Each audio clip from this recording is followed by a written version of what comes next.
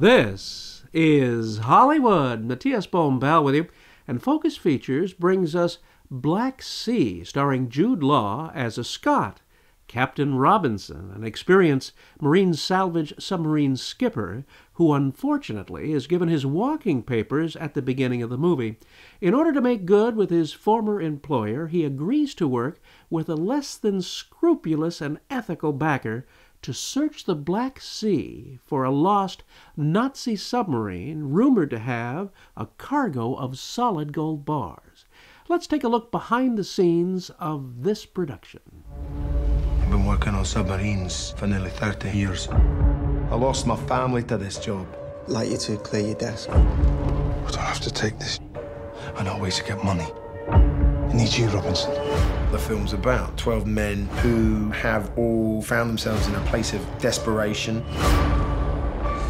They go on a mission to salvage a haul of Nazi gold on the bottom of the Black Sea. The idea that I originally had was to make a film about the terror, the horror of being trapped underwater. Closing! One of Hitler's U-boats is just sitting on the seabed, full of gold. It grew and grew and grew as an idea, and it became really quite a big film. What is it you want from me? I need a submarine. Submarine films are a genre unto themselves. Diving now. The appeal of the submarine drama is just that subtext the whole time that you're under the water, and it's really claustrophobic, and nobody can hear you scream. Outside, it's just dark, cold death.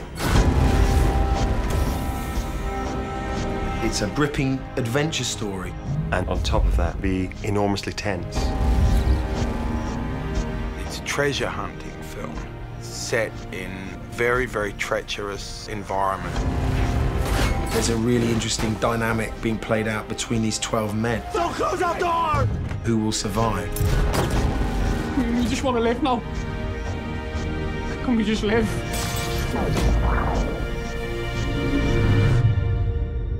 Of course, we'd like to all just live, wouldn't we? And frankly, the closest you'll ever get me to a submarine is in a submarine movie, enough of which have been made for it to be its own cinematic genre, or, dare I say it, subcategory. One may find more than 300 such movies have been made since the beginning of pictures. I was pleasantly surprised that this movie dispensed with the sonar ping sound effect that one always hears in these movies, and this adventure thriller was entertaining with good performances and plenty of action in such a confined space. The movie was actually shot on an authentic Cold War-era submarine, giving the actors the real-life intimacy and surrounding that a set could never supply. The crew is half Russian and half Scottish, which presents an interesting cultural conflict in confinement. After encountering a voyage fraught with difficulties and stranded at the bottom of the Black Sea, some of the men leave the ship for a search of the undersea area where the U-boat might be. What is it? The ground's rising. It's rising. We're on the hill.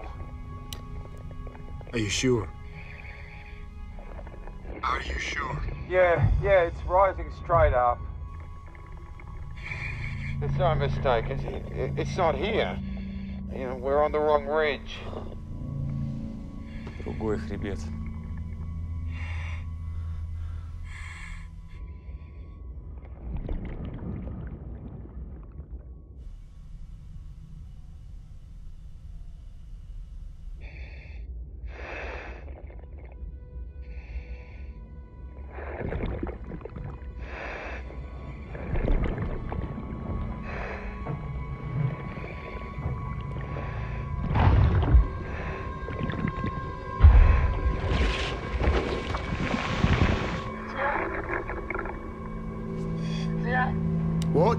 Say again, what? I found it! Yes, what? Fucking here! What? It was for you, folks. I found it. Obviously, it was under the mud. Under the mud. Well done, lad. In fact, it is well done, this movie, and this may have a lot to do with the fact that director Kevin MacDonald had a great cinematic influence since he was very young. His grandfather was Emmerich Pressburger, who, with Michael Powell, were known as the Archers, and perhaps the most visually colorful creative team the cinema will ever see, with films like A Matter of Life and Death, Black Narcissus, and The Red Shoes, movies that transcend time. Director MacDonald may have instructed Black Sea cinematographer Christopher Ross to have this shot in the movie be a subtle tribute to his grandfather, echoing the famous shot of Moira Shear in The Red Shoes of 1948. Black Sea held my interest from start to finish with adventure in a confined claustrophobic space. Jude Law is convincing as a Scott sea salvage man, and the rest of the cast very believable. It does not reach cinematic greatness, but will not be a waste of your time and worth taking a look at. The Motion Picture Association of America has given this an R rating. This is your pal, Matías Bombal, bidding you a fond farewell.